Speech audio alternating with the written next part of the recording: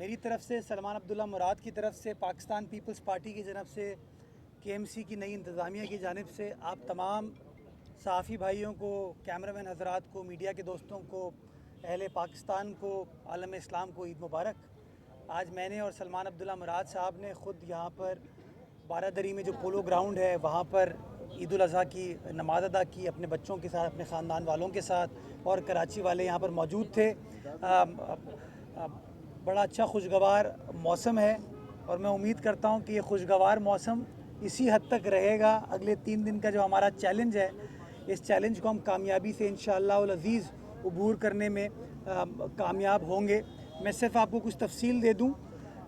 हमारा जो solid waste का अमला है, हमारे जो फील्ड फॉर्मेशन है, उन तमाम की जो आम तातील थी उसको पहले ही कैंसिल कर दिया गया था। कल के रोज़ से जब बोरा जमात ने अपनी ईद उल अज़हा के फ़राइज़ सरअंजाम दिए, कल भी हमारा अमला ग्राउंड पर था, मैं ख़ुद ग्राउंड पर था, सॉलिड वेस्ट की टीम सलमान साहब टीम पर थे, ग्राउंड पर थे, और हमने मुख्तलिफ़ मकामात का विज़िट भी किया, उनको मिठाइयाँ भी दी और उनकी जो आलाइशें वग़ैरह की कार्रवाई थी उसके बारे में उनसे गुफ्तगू शुनीद की। जब उन्होंने शुक्रिया अदा किया और तारीफ़ की कि अमले ने अच्छा काम किया, तो फिर किसी ने ये वीडियो चला दी हमारी कि ये पहला मरतबा है कि अभी ईद हुई नहीं और मुर्तज़ा वहाब साहब ने ईद मना ली। तो मैं उन बुग़्ज़ की ऐनक पहने हुए लोगों को ये कहना चाहता हूँ कि शरारतें छोड़ दें, बुग़्ज़ को ख़त्म करें, मोहब्बतों को बाँटें। कल हमने बोरा जमात के साथ ईद मनाई थी, आज सारी कराची के अंदर कार्रवाई चल रही है, क़ुरबानी का अमल स्टार्ट हो गया है और आलाइशों को उठाया जा रहा है। मैं तफसीलात शेयर कर लूँ कि कराची के 25 टाउन्स के अंदर जो सबसे अच्छी खुशाइन चीज़ हुई वो ये हुई कि हमने पहली बार अपने ऑपोजिशन के जो दोस्त थे उनको मदऊ किया इस आलाइश के ऑपरेशन के हवाले से। पाकिस्तान पीपल्स पार्टी के 13 टाउन चेयरमैन वहाँ पर आए, 9 चेयरमैन जो कि जमात इस्लामी के थे वो भी वहाँ पर आए, और 3 जो पाकिस्तान तहरीक इंसाफ के थे वो भी आए। हमने उनके साथ मशावरत की और फ़ैसला ये किया गया कि शहर भर के 25 टाउनों में 110 कलेक्शन पॉइंट्स बनाए जाएंगे। वो कलेक्शन पॉइंट्स आपके गली मोहल्लों से, घरों से, सड़कों से आलाइशों को उठा के उन 110 मखसूस जगहों पर लेकर आएंगे, और उसके बाद उन 110 कलेक्शन पॉइंट से हमने 3 लैंडफिल साइट पर बड़ी बड़ी खंदकें, ट्रेंचेस खोदी हैं, जाम चाकरों में, गोंद पास में और मलीर में, जहाँ पर उन आलाइशों को ज़मीन बोस किया जाएगा। मैं आपको बताना चाहता हूँ कि तकरीबन कोई 1,10,000 टन कचरा और आलाइशें इन 5 रोज़ में, एक रोज़ हमारा पहले स्टार्ट हुआ जब बोरा जमात, 3 दिन ये हो गया, और अहले हदीस का 5वां रोज़ होता है, तो इन 5 रोज़ में तकरीबन कोई 1,10,000 टन कचरा उठाया जाएगा, जिसके अंदर तकरीबन 70 से 75,000 टन आलाइशें होंगी और बाकर नॉर्मल जो आपका वेस्ट होता है, कचरा होता है, उसको उठाया जाएगा। हमने तकरीबन कोई 7,000 के करीब गाड़ियों को, मशीनरियों को, जिसमें बड़े ट्रक्स भी हैं और छोटी सुजुकियाँ भी हैं, उनको हमने डिप्लॉय किया हुआ है, और तकरीबन 24,000 के लगभग अमला है जो कि ग्राउंड पर मौजूद होगा। कोशिश करेंगे कि शहरियों को तकलीफ़ का सामना ना करना पड़े और ये जो तमाम आलाइशों का ऑपरेशन है ये स्मूथ अंदाज से, एहसन अंदाज से, कामयाबी के साथ इंशाअल्लाह अज़ीज़ हम मुकम्मल कर पाएँ। अगर किसी शहरी को कोई शिकायत है, अगर वो समझता है कि उसके पास से आलाइश नहीं उठाई गई है, कचरा नहीं उठाया गया है, तो हमने एक हेल्पलाइन सर्विस बनाई है 1128। अगर किसी शहरी को कोई शिकायत है तो उस नंबर पर अपनी कॉल को रजिस्टर कर सकता है, कंप्लेन को रजिस्टर कर सकता है, और सॉलिड वेस्ट की टीम जो है उसको रिस्पॉन्ड करेगी। मैं शहरियों से गुजारिश करना चाहूँगा कि इस पूरे प्रोसेस में अपनी इंतज़ामिया का साथ दें, आलाइशों को गटर नालियों में, ड्रेन्स में ना फेंकें, ताकि वो ड्रेन कल को चोक ना हो, उसका नुकसान हम सबको होगा। तो मैं समझता हूँ इतना बड़ा सेटअप उनके लिए क्रिएट किया गया है, बेहतर यही है कि वो जो डेजिग्नेटेड जगह हैं वहाँ पर उस चीज़ को प्रोवाइड करें, ताकि किसी तकलीफ़ से, किसी ज़हमत से हमारे कराची वाले बच सकें। आखिर में हम सब तो ईद मना रहे हैं, जो सैनिटरी स्टाफ इस वक्त अमला ग्राउंड पर मौजूद है, और कल रात को तकरीबन 3 बजे तक मैं, सलमान साहब, करमुल्ला साहब, सॉलिड वेस्ट की टीम, DC साहिबान, हम सब ग्राउंड पर मौजूद थे। तो हम तो शायद घर आके सो गए, आप लोगों को भी शायद सोने का मौका मिला, लेकिन वो जो सारा सैनिटरी स्टाफ है ना, वो सब के सब खिदमत में मसरूफ़ हैं। मैं चाहूँगा जहाँ मैं मोहब्बतों की बात करता हूँ, इज़्ज़त एहतराम की बात करता हूँ, मैं समझता हूँ आज ये तहिया करें, ये हम वादा करें कि इन लोगों का हम ख्याल रखें, इनको लुक आफ्टर करें, इनको इज़्ज़त और मोहब्बतों से नवाजें, ताकि जिस तरह ये हमारी खिदमत करते हैं हम उसको उस तरीके से रेसिप्रोकेट कर सकें। अल्लाह ताला आने वाले वक्त को हमारे शहर के लिए, हमारे सूबे के लिए, हमारे प्यारे पाकिस्तान के लिए मज़ीद बेहतर बनाए। पाकिस्तान जिंदाबाद। मीर साहब, ये कि आपसे पहले यहाँ गवर्नर साहब ने बातचीत की और उन्होंने ये बताया कि जी अगर आज एमक्यूएम बाईकाट नहीं करती तो एमक्यूएम का अवामी मेयर आज होता। दूसरा ये कि क्या आप अवामी मेयर नहीं है? जरा आज खुलकर बात करिए, ईद का मौका जरा। और दूसरी बात मैं ये, तो क्या एमक्यूएम का मेयर ही अवामी मेयर होता है? आप अवामी मेयर नहीं है, आपको किसने चुना दूसरा है? इसी में ऐड कर लीजिएगा कि गवर्नर साहब ने आपके मुंतखब मेयर होने पर बड़ी मायूसी का इजहार किया है कि उन्होंने कहा ये हमारी मजबूरी भी है और मायूसी भी है। इसको भी थोड़ा ऐड कर लीजिएगा सर ये भी ऐड करें कि उनका कहना था कि 30 सैकड़ों मेयर, हाँ, आप 30 सैकड़ों यानी 70 सैकड़ों मेयर नहीं है आप। 30% कराची के अंडर। तो 70% जो है वो तो वफाक के अंडर आता है। वफाक के वो अपने आप को नुमाइंदे कहते हैं। उनसे पूछने कहाँ जा रहे हैं अलाइशा उठाने के लिए, हाँ, पूछ लीजिएगा उनसे। आज ईद का दिन है, मोहब्बतें बांटें, लोगों को करीब लेके आए। कौन अवामी है, कौन अवामी नहीं है, अपने आप को अवामी कहने से तो कोई अवामी नहीं होता। अपने आप को अपनी तशहीर करने से तो कोई अवामी नहीं होता। मैं तो खामोशी से अपना काम करने पर बिलीव करता हूँ। सलमान साहब भी अपना काम करने पर बिलीव करते हैं। इनके वालिद साहब की खिदमत सबके सामने है, उनकी कुर्बानी सबके सामने है। अगर उसके बाद उनको ये कह दिया जाए कि ये अवामी आदमी नहीं है, जो कि ज़िला मलीर का सदर भी है, डिस्ट्रिक्ट काउंसिल का चेयरमैन भी रहा है, अब की बार वाइस चेयरमैन इलेक्ट हुआ था मलीर से ही, अगर ये अवामी आदमी नहीं है तो फिर अल्लाह खैर करे। मैंने भी इलेक्शन लड़ा, हार गया। जब मैंने सूबाई असम्बली का इलेक्शन लड़ा था, पिछले 4.5 साल से सरकारी ओहदों पर फाइज हूँ, अपनी जिम्मेदारियाँ निभाता हूँ। काउंसिल में इलेक्शन हुआ, काउंसिल में बाय मेजॉरिटी इलेक्ट होकर आ गया हूँ। अगर मैं अवामी नहीं हूँ, अगर मेरे ख़ानदान की जो सियासी खिदमात हैं जो कि पिछले 40 साल पर मुहित हैं, कुछ लोग हैं जुमा 8 दिन हुए हैं, अगर उसके बाद भी लोगों के एतराज़ हैं तो मैं उसका जवाब नहीं दे सकता। मैं ये समझता हूँ कि हम काम करने के लिए हैं और काम करना चाहते हैं। अवाम फैसला करेगी कि किसने खिदमत की, किसने प्रेस कॉन्फ्रेंस की। अवाम खिदमत करेगी किसने क्या किया और किसने क्या नहीं किया। लेट पीपल बी द जज। मैं सिर्फ एक गुजारिश करना चाहूँगा, खुदारा रोड़े ना अटकाएं, नालों में पत्थरें ना फेंकें, खालों को, आलाइशों को स्टॉर्म वाटर ड्रेन में ना डालें, सरकार का साथ दें, सरकार के खिलाफ साजिशें ना करें।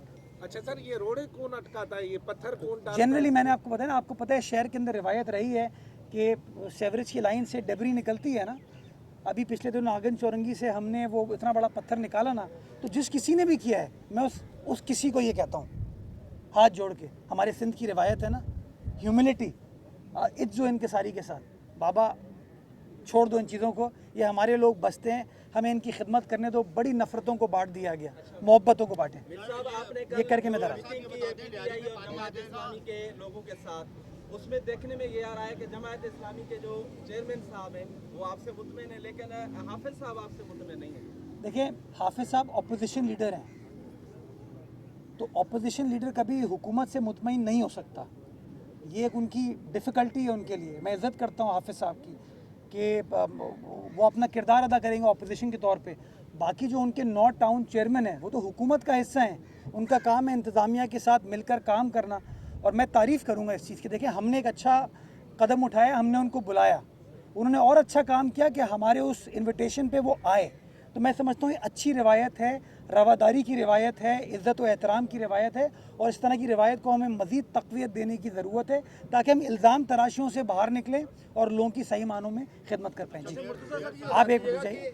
सैनिटरी वर्कर्स के काम के हवाले से तो आपने बता दिया। एक और चैलेंज जो है वो होता है कि ईद के गुजरने के बाद जो है बहुत सी मकामात पर जो है घास फूस और दीगर जो कचरा है वो मौजूद रहता है। बजरी जो है बाद गलियों में जो है मौजूद रहती है। तो सीवरेज के निज़ाम की बेहतरी के लिए वाटर बोर्ड इंतजामिया से आपकी कोई बातचीत हुई हो कि जी, फौरी तौर पर सफाई की जाए? मैं कॉन्स्टेंटली इन टच हूँ। वाटर बोर्ड इंतज़ामिया सफाई नहीं करती, काम ये अगेन सॉलिड वेस्ट ही करेगी। और मैंने आपको बताया कि 1,10,000 टन जो कचरा है, इसमें 70,000 के करीब आलाइशें, बाकी कचरा ये जो आपका घास फूस होगा, इसमें गोबर भी होगा इसके अंदर, इसमें बाकी जो हम कचरा डेवलप करते हैं, पैदा करते हैं शहर के अंदर, वो भी शामिल होगा। तो ये एक्सरसाइज कॉन्स्टेंटली चलेगी।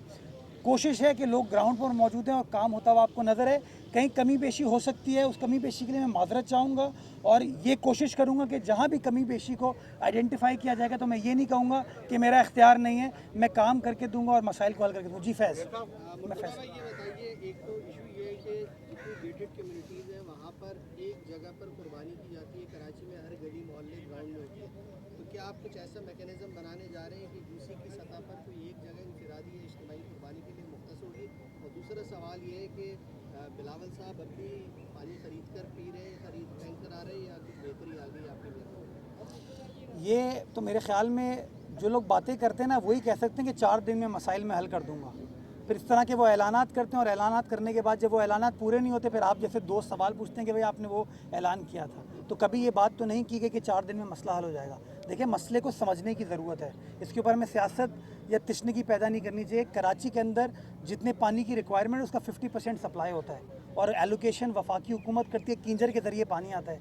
अगर कोई 30 मार खान 4 दिन के अंदर, 5 दिन के अंदर, 10 दिन के अंदर या 10 माह के अंदर भी कींजर जो कि 130 किलोमीटर दूर है वहाँ से लाइन खींच के ले आता है, तो मैं उसको फिर सलूट पेश करूँगा, शायद वो कर लें। तो बातें प्रेस कॉन्फ्रेंस में लोग कर जाते हैं, लेकिन अमली तौर पर जब आप देखते हैं मैं मोहतात तरीके से बात करता हूँ, कभी इस तरह की कोई लूज टॉक नहीं करूँगा जो कि कल को प्रॉब्लम होगी। गेटेड कम्युनिटीज़ प्रॉब्लम है, यहाँ आसपास भी एक गेटेड कम्युनिटी है, तो प्रॉब्लम होती है कभी कभार, वहाँ से हमें उस तरह की कोऑपरेशन नहीं होती। जब मैंने सॉलिड वेस्ट के अमले से बात की तो उन्होंने बताया कि शहर के अंदर जितनी भी गेटेड कम्युनिटीज़ हैं वो सॉलिड वेस्ट के अमले को एक्सेस नहीं देती हैं कि वहाँ से आलाइशें उठा सकें। मैं आपके तवज्जुह से ये ऑफ़र करना चाहूँगा कि जितनी भी गेटेड कम्युनिटीज़ हैं शहर के अंदर, मेमार हो, नेवल हाउसिंग स्कीम हो, कारसास का एरिया हो, अलीगढ़ सोसाइटी हो, मेरठ सोसाइटी हो, नया नाज़माबाद हो, जितनी भी सोसाइटीज़ इस शहर में हैं वो अपनी अपनी गेटेड कम्युनिटी में कोई कलेक्शन पॉइंट बना लें जहाँ पर आलाइश पड़ी हो। मैं आपको इस बात की यकीनदानी कराता हूँ कि सॉलिड वेस्ट का अमला आएगा और वहाँ से उसको उठा के लैंडफिल साइट पर लेके जाएगा। हम किसी नदी नाले में उसको इंशाल्लाह नहीं फेंकेंगे।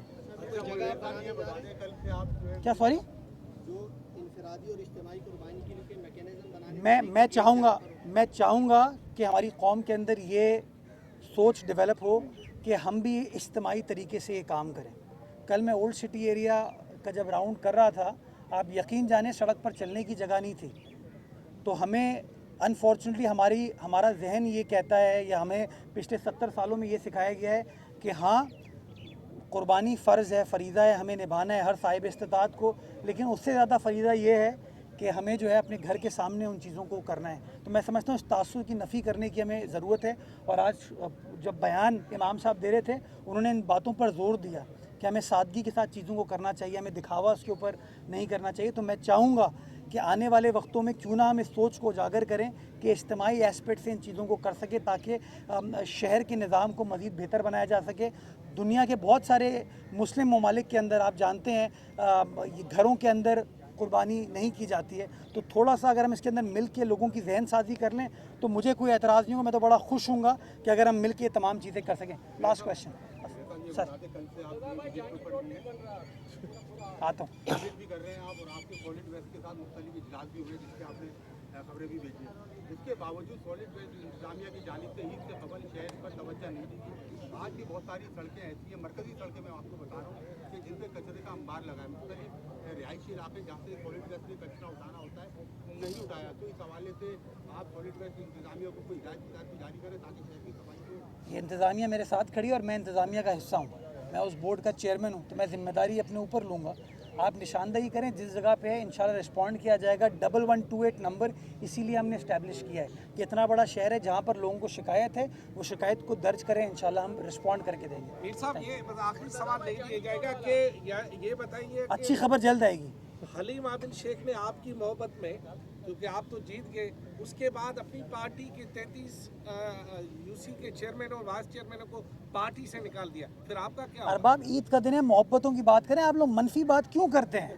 मैं पहले भी कोई मनफी बात कर, मैं ईद, मेरी बात सुने, आज शहरियों को बताएं कि यार कलेजी खाएंगे, कोई तिक्का बोटी खाएंगे, कोई जाके किसी गरीब को गोश्त दे के आएगा। हम बातें क्या करें, वो नाकाम हो गया, वो अवामी है, उसने ये कर दिया।